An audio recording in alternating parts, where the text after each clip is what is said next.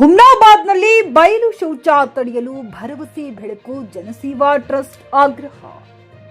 ಬೀದರ್ ಜಿಲ್ಲೆಯ ಹುಮ್ನಾಬಾದ್ ಪಟ್ಟಣದ ಬಸ್ ನಿಲ್ದಾಣವು ರಾಜ್ಯದ ಅತಿದೊಡ್ಡ ಬಸ್ ನಿಲ್ದಾಣಗಳಲ್ಲಿ 2ನೇ ಸ್ಥಾನ ಪಡೆದಿದೆ. ಆದರೆ ಸ್ವಚ್ಛತೆಯಲ್ಲಿ ಮಾತ್ರ ಹಿಂದುಳಿದಿದೆ. ಬಸ್ ನಿಲ್ದಾಣಕ್ಕೆ ಹತ್ತಿರ 3 ಶೌಚಾಲಯಗಳು ಇದ್ದರೂ ಕೂಡ ಸಿಬ್ಬಂದಿಗಳು ಸಾರ್ವಜನಿಕರು ಬಯಲಿನಲ್ಲಿ ಶೌಚಾಲಯ ಮಾಡುತ್ತಿರುವುದು ಇಲ್ಲಿಂದ ಅಲೆದಾಡುವ ಮಹಿಳೆಯರಿಗೆ, ವಿದ್ಯಾರ್ಥಿನಿಯರಿಗೆ ಮುಜುಗರ ಉಂಟು ಮಾಡುತ್ತಿದೆ. ಈ ಹಿಂದೆ ನಮ್ಮ ಜಿಕೆ ಕನ್ನಡ ನ್ಯೂಸ್ ವತಿಯಿಂದ ಶ್ರೀ ವೀರಭದ್ರೇಶ್ವರ ಜಾತ್ರಾ ಮಹೋತ್ಸವಕ್ಕೂ ಮುಂಚೆ ಸ್ವಚ್ಛತೆ ಕಾಪಾಡಲು ವರದಿ ಮಾಡಲಾಗಿತ್ತು. ಆಸ್ಪತ್ರೆ, ಶಾಲಾ ಕಾಲೇಜುಗಳಿಗೆ ಹೋಗುವ ದಾರಿಯಲ್ಲಿ ಬಯಲಿನಲ್ಲಿ ಶೌಚ ಮಾಡುತ್ತಿದ್ದು, ಸಂಬಂಧಪಟ್ಟ ಸಾರಿಗೆ ಇಲಾಖೆ ಅಧಿಕಾರಿಗಳು ಈ ಕಡೆ ಗಮನಹರಿಸಿ ಸ್ವಚ್ಛತೆಗೊಳಿಸಿ ಇಲ್ಲಿ ಶೌಚ ಮಾಡುವುದು ತಡೆಯಬೇಕೆಂದು ಭರವಸೆ ಬೆಳಕು ಜನಸೇವಾ ಟ್ರಸ್ಟ್ ವತಿಯಿಂದ ಆಗ್ರಹಿಸಿದ್ದಾರೆ.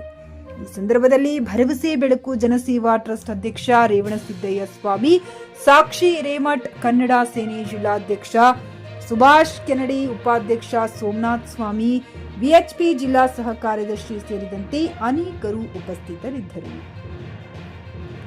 JK news Kannada, Humnabad. ಇದು ಭ್ರಷ್ಟರ ಪಾಲಿಗೆ ಸಿಂಹ ಸ್ವಪ್ನ. ಲೈನ್ ಆಗಿ ನಿಂತ್ಕೊಂಡು ತನ್ನ ಮೂತ್ರ ವಿಸರ್ಜನೆಯನ್ನು ಮಾಡ್ತಾರೆ. ಇಲ್ಲಿ ಹೆಣ್ಮಕ್ಳು ಓಡಾಡ್ತಾರ, ಸಣ್ಣ ಸಣ್ಣ ಎಲ್ಲರೂ ಅವ್ರೆಲ್ಲ ನೋಡಿ ಅಯ್ಯೋ ಎಲ್ಲೇ ಒಂದು ರೀತಿಯಲ್ಲಿ ಮುಜುಗರಗಳು ಪಡ್ತಾ ಇದ್ದಾರೆ. ಮುಜುಗರ ಅಷ್ಟೇ ಅಲ್ಲ, ಆ ಗೇಟ್ಲಿಂದ ಇಲ್ಲಿವರೆಗೆ ಬರಬೇಕಾದ್ರೂ ಕೂಡ ಮೂಗು ಮುಚ್ಕೊಂಡು ಬರುವಂತ ಪ್ರಸಂಗವನ್ನು ಇವತ್ತು ಕಾಣ್ತಾ ಇದೀವಿ ನಾವು. ಯಾಕಂದ್ರೆ ಅಷ್ಟು ಗಬ್ಬನಾಡ್ತಾ ಇದೆ ಇಲ್ಲಿ. ನಾವು ನೋಡ್ತಾ ಇರ್ಬೋದು. ಇದಕ್ಕೆ ಸಂಬಂಧಪಟ್ಟ ಅಧಿಕಾರಿಗಳು ಸುಮಾರು 2-3 ಸಲ ಮಾಡಿದ್ದಾರೆ ಅಂತ ಹೇಳ್ತಾ ಇದ್ದಾರೆ ವಿಡಿಯೋ. ಬಟ್ ಯಾರು ಅದನ್ನು ಏನು ಕ್ರಮ ಕೈಗೊಂಡಿಲ್ಲ. ದಯವಿಟ್ಟು ನಿಮಗೆ ನಾವು ಹೇಳ್ತಾ ಇದ್ದೀವಿ. ಯಾಕಂದ್ರೆ ಸ್ವಚ್ಛ ಭಾರತ್ ಅಂತ ನಾವು ಎಲ್ಲ ಕಡೆ ಹೇಳ್ಕೊತ ಓಡಾಡ್ತೀವಿ. ಆದ್ರೆ ನಮ್ಮ ಹುಮ್ನಾಬಾದ್ ಬಸ್ ಸ್ಟ್ಯಾಂಡ್ ನಲ್ಲಿ ಸ್ವಚ್ಛತೆ ಇಲ್ಲ ಅಂದ್ರೆ ಇದು ಒಂದು ರೀತಿಯಲ್ಲಿ ನೋವಿನ ಸಂಗತಿ ಅಂತ ನಾನು ಹೇಳ್ತೀನಿ. ಅದಕ್ಕೋಸ್ಕರ ದಯವಿಟ್ಟು ಇದನ್ನ ಸಂಬಂಧಪಟ್ಟ ಅಧಿಕಾರಿಗಳು ನಿಮ್ಗೆ ಆಗಿಲ್ಲಪ್ಪ, ನಮಗ ಆಗಲ್ಲ ಅಂತಂದ್ರು ಕೂಡ ಹೇಳಿ, ನಾವು ಸಾರ್ವಜನಿಕರೇ ಅದಕ್ಕೆ ಏನ್ ಬೇಕು ಅದರ ವ್ಯವಸ್ಥೆ ನಾವು ಮಾಡ್ಕೊಳ್ತೀವಿ ಅನ್ನೋ ಮಾತನ್ನ ನಾನು ಹೇಳ್ತಾ ಇದ್ದೀನಿ. ಹಾಗಾಗಿ ದಯವಿಟ್ಟು ನೀವು ಆದಷ್ಟು ಬೇಗ, ಇವತ್ತು ನಾನು ವಿಡಿಯೋ ಮಾಡ್ತಾ ಇದ್ದೀವಿ ಎಲ್ಲರೂ ಸೇರ್ಕೊಂಡು, ಕನ್ನಡ ನಮ್ಮ ಸೈನ್ಯದವರು ಇದ್ದಾರೆ, ಮತ್ತೆ ಹಿಂದೂ ಸಮಾಜದವರು ಇದ್ದಾರೆ, ಎಲ್ಲ ಸಂಘಟನೆದವರು ಇದ್ದಾರೆ, ಎಲ್ಲರೂ ಜೊತೆ ಕೂತ್ಕೊಂಡು ಇವತ್ತು ಹೇಳ್ತಾ ಇದ್ದೀವಿ. ಸೊ ನಿಮ್ ಕೈ ಲೇಟ್ ಆಗ್ತದ ಆಯ್ತಂದ್ರ ಬಹುಬೇಗನೆ ಈ ಒಂದು ಇದಕ್ಕೆ ಏನಾದ್ರೂ ಒಂದು ಕಡಿವಾಣ ಹಾಕ್ಬೇಕು. ಮತ್ತೆ ಶೌಚಾಲಯ ಬಹಳಷ್ಟಿದೆ, ಒಳಗಡೆನೂ ಇದೆ ಶೌಚಾಲಯ, ಮತ್ತೆ ಅಲ್ಲಿ ಯಾಕೆ ಬಳಕೆ ಮಾಡ್ತಾ ಇಲ್ಲ, ಯಾಕೆ ಬಳಕೆ ಮಾಡ್ಕೊಳ್ತಾ ಇಲ್ಲ ಗೊತ್ತಿಲ್ಲ. ಅದನ್ನು ಉಪಯೋಗಿಸ್ರಿ. ಇಲ್ಲಿ ಸಾರ್ವಜನಿಕ ಓಡಾಡುವಂತ ಈ ಒಂದು ಜಾಗವನ್ನು ನೀವು ಸ್ವಚ್ಛತೆಯನ್ನು ಕಾಪಾಡ್ಕೊಳ್ಬೇಕಂತ ಹೇಳಿ ನಾನು ನಿಮ್ಮಲ್ಲಿ ಕೇಳ್ಕೊಳ್ತಾ ಇದ್ದೀನಿ. ತಾಯಂದಿರು ಹೋಗ್ತಕ್ಕಂತಹ ಒಂದು ಹಾದಿ ಒಳಗೆ ಏನಂದ್ರೆ ಮೂತ್ರ ವಿಸರ್ಜನೆ ಸಾಲು ಸಾಲಾಗಿ ಏನಂದ್ರೆ ನಿಂದಿರ್ತಕ್ಕಂಥ ಪ್ರಸಂಗವನ್ನು ನಾವು ಕಾಣ್ತಾ ಇದೀವಿ ಇಲ್ಲಿ. ಅದಕ್ಕೆ ಎಲ್ಲಾ ಅಧಿಕಾರಿಗಳು, ಸಂಬಂಧಪಟ್ಟ ಅಧಿಕಾರಿಗಳು, ಅದ್ರ ಜೊತೆ ಏನದಂತಂದ್ರೆ ಜನಸಾಮಾನ್ಯರು ಕೂಡ ಏನದಂತಂದ್ರು ನಾವು ತಿಳ್ಕೊಬೇಕು. ಸರ್ಕಾರ ಹಾಗೇನದಂತಂದ್ರು ಪ್ರಶಾಸನ ಏನು ಕೆಲಸ ಮಾಡ್ತದ ಅದ್ರ ಜೊತೆಗೂಡ ಏನದಂತಂದ್ರೆ ನಾವು ಇರ್ಬೇಕು. ಅದ್ರ ಸಂಬಂಧಪಟ್ಟ ಈ ದೇಶದ ಪ್ರಧಾನಮಂತ್ರಿಗಳಿರ್ತಕ್ಕಂಥ ನರೇಂದ್ರ ಮೋದಿ ಅವರು ಸ್ವಚ್ಛ ಭಾರತದ ಬಗ್ಗೆ ಹೇಳಿದ್ದಾರೆ. ಕೇವಲ ಅವ್ರು ಮಾತ್ರ ಏನದಂದ್ರೆ ಜಾರಿ ಹಿಡಿದ್ರ ನಡೆಯಂಗಿಲ್ಲ. ಅದ್ರ ಜೊತೆ ಏನದಂದ್ರೆ ಕೆಳಗಿರ್ತಕ್ಕಂತಹ ಜನಸಾಮಾನ್ಯರು ಕೂಡ ಸ್ವಚ್ಛತೆಯ ಬಗ್ಗೆ ಕಾಳಜಿ ಇರಬೇಕು. ಅವಾಗ ಮಾತ್ರ ಸ್ವಚ್ಛತೆನೂ ಆಗ್ತದೆ.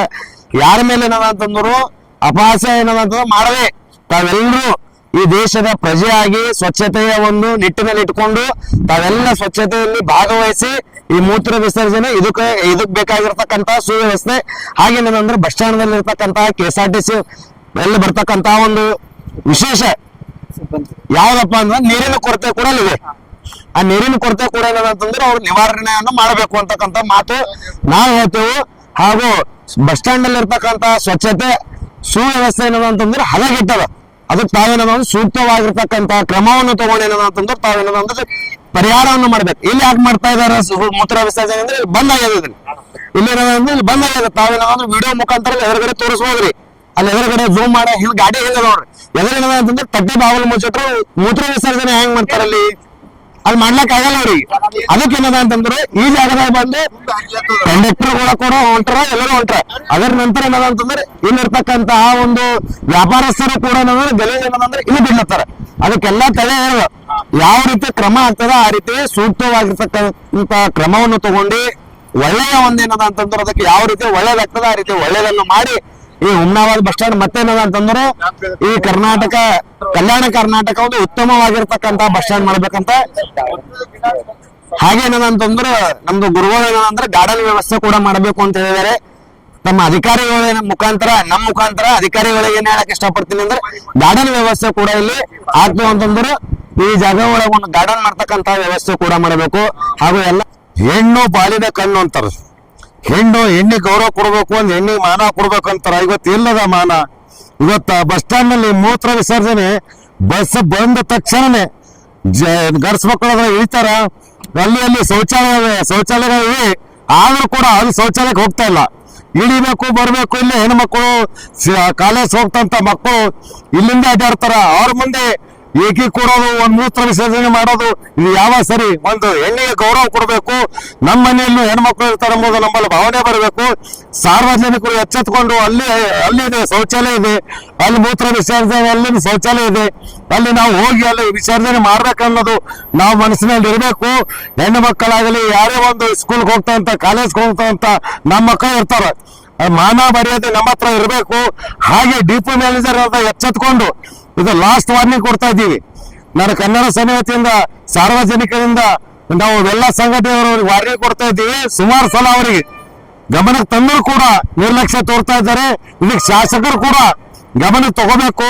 ಶೀಘ್ರವಾಗಿ ಇಲ್ಲಿ ಬಂದು ಬಸ್ ಸ್ಟ್ಯಾಂಡ್ ನಲ್ಲಿ ಬಂದು ಮೂತ್ರ ವಿಸರ್ಜನೆ ಏನು ಸಾರ್ವಜನಿಕರಿಗೆ ತೊಂದರೆ ಆಗ್ತಾ ಇದೆ, ಸಾರ್ವಜನಿಕರಿಗೆ ಏನು ಕಷ್ಟಗಳಾಗ್ತಾ ಇದೆ, ಹೆಣ್ಣು ಮಕ್ಕಳಿಗೆ ಏನು ಕಷ್ಟ ಆಗ್ತಾ ಇದೆ, ಸ್ವಲ್ಪ ಗಮನ ಕೊಟ್ಟು ಶೀಘ್ರವಾಗಿ ಮೂತ್ರ ವಿಸರ್ಜನೆ ಏನದ ಬೇರೆ ಕಡೆ ಇದಕ್ಕೆ ಏನೋ ಒಂದು ವ್ಯವಸ್ಥೆ ಮಾಡಿ ಇಲ್ಲಿ ಮೂತ್ರ ವಿಸರ್ಜನೆ ಮಾಡದಂತೆ ಕೈಗೊಳ್ಳದಿದ್ರೆ ಉಗ್ರವಾದ ಹೋರಾಟ ಈ ಬಸ್ ಸ್ಟ್ಯಾಂಡ್ ನಲ್ಲಿ ಮಾಡ್ತೀನಿ ಅಂತ ಎಚ್ಚರಿಕೆ ಕೊಡ್ತಾ ಇದ್ದೀನಿ. ಪಿಯುಸಿ ಮುಗಿಸಿ ನರ್ಸಿಂಗ್ ಮಾಡಲು ಹಾಗೂ ಫಿಸಿಯೋಥೆರಪಿ ಮಾಡಲು ಇಚ್ಛಿಸುವವರಿಗೆ ಉತ್ತಮ ಅವಕಾಶ. ಹುಮ್ನಾಬಾದ್ನ HKDETಯ Umadevi Patil college of nursing ನಲ್ಲಿ ಬಿಎಸ್ಸಿ ನರ್ಸಿಂಗ್ ಹಾಗೂ ಡಿಪ್ಲೊಮಾ ನರ್ಸಿಂಗ್ ಕೋರ್ಸ್ ಲಭ್ಯ. ಹಾಗೂ ಭೀಮರಾವ್ ಪಾಟೀಲ್ ಕಾಲೇಜ್ ಆಫ್ ಫಿಸಿಯೋಥೆರಪಿನಲ್ಲಿ ಬಿಪಿಟಿ ಮತ್ತು ಎಂಪಿಟಿ ಸ್ನಾತಕೋತ್ತರ ಪದವಿ ಲಭ್ಯವಿದೆ. ಇಲ್ಲಿ ಪ್ರವೇಶ ಪ್ರಾರಂಭವಾಗಿದ್ದು ಉತ್ತಮವಾದ ಕ್ಲಾಸ್ ರೂಮ್, ಅನುಭವವುಳ್ಳ ಅಧ್ಯಾಪಕರಿಂದ ಬೋಧನೆ, ಪ್ರತ್ಯೇಕ ಲ್ಯಾಬ್ಗಳ ವ್ಯವಸ್ಥೆ, ಹೈಟೆಕ್ ಆಸ್ಪತ್ರೆಯೂ ಲಭ್ಯವಿದೆ.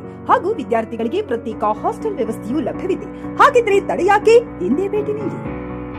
NH65 ರಸ್ತೆ, ವೀರಭದ್ರಗಿರಿ, ಸಿಂದನಕೀರ ಕ್ರಾಸ್, ಹುಮ್ನಾಬಾದ್. ಹೆಚ್ಚಿನ ಮಾಹಿತಿಗಾಗಿ ಸಂಪರ್ಕಿಸಿ ಆಡಳಿತಾಧಿಕಾರಿ ಡಾಕ್ಟರ್ ಸದಾನಂದ ಪತ್ರಿ 9019078988. ಹುಮ್ನಾಬಾದ್ ಜನರಿಗೆ ಜವಾರಿ ಕೋಳಿ, ಜವಾರಿ ಮೊಟ್ಟೆ ಹಾಗೂ ಕುರಿ ಬೇಕಾದಲ್ಲಿ ಮಾರುಕಟ್ಟೆ ಮನೆ ಅಲೆದಾಡುವ ಚಿಂತೆ ಬೇಡ. ನಿಮ್ಮ ಹತ್ತಿರದ ಹುಮ್ನಾಬಾದ್ ಇಂಡಸ್ಟ್ರಿಯಲ್ ಏರಿಯಾ ಕಲಬುರಗಿ ರಸ್ತೆಯಲ್ಲಿ ಕುರಿ ಕೋಳಿ ಮೊಟ್ಟೆ ಫಾರ್ಮ್ ಲಭ್ಯವಿದೆ. ಇಲ್ಲಿ ಜವಾರಿ ಮೊಟ್ಟೆ, ಜವಾರಿ ಕೋಳಿ ಹಾಗೂ ಕುರಿಗಳು ಸಿಗುತ್ತವೆ. ವಿಶೇಷವಾಗಿ ಹಬ್ಬಗಳಲ್ಲಿ ರಿಯಾಯಿತಿ ದರದಲ್ಲಿ ಕೋಳಿ ಕುರಿ ನೀಡಲಾಗುತ್ತದೆ. ಹೆಚ್ಚಿನ ಮಾಹಿತಿಗಾಗಿ ಸಂಪರ್ಕಿಸಿ 9972784156 ಅಥವಾ 8217854404. ನಾಗೇಂದ್ರ ಜಮಾದಾರ್, ಮಾಲೀಕರು, ಕೋಳಿ ಕುರಿ ಮೊಟ್ಟೆ ಫಾರಂ, ಹುಮ್ನಾಬಾದ್.